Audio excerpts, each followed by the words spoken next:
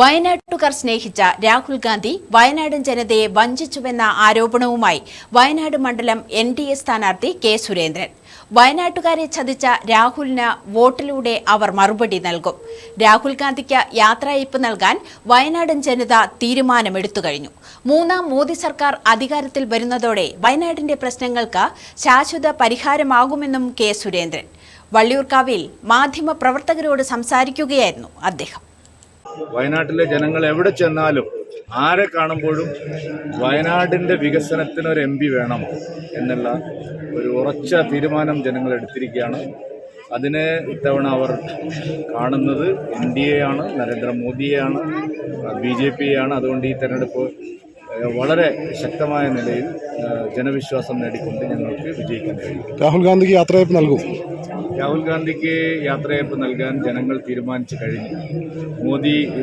മോദിയെ വരവേൽക്കാനും ജനങ്ങൾ തീരുമാനിച്ചു കഴിഞ്ഞു. അക്കാര്യത്തിൽ ഒരു തർക്കവുമില്ല.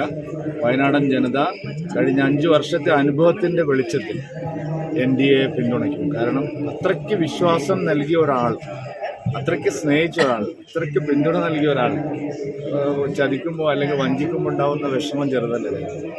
നമുക്ക് വ്യക്തികളായാൽ പോലും അങ്ങനെയാണ്. നമ്മൾ അത്രയും വിശ്വാസം നൽകിയ ഒരാൾ നമ്മളെ ചതിച്ചാൽ എത്രയായിരിക്കും നമ്മുടെ ദുഃഖം. അതാണ് ഉണ്ടായിരിക്കുന്നത്. അതുകൊണ്ട് ആ ദുഃഖം ഇത്തവണ വയനാട്ടുകാരനായിട്ടുള്ള വയനാടിൻ്റെ ജനപ്രതിനിധി വേണമെന്നുള്ള തീരുമാനം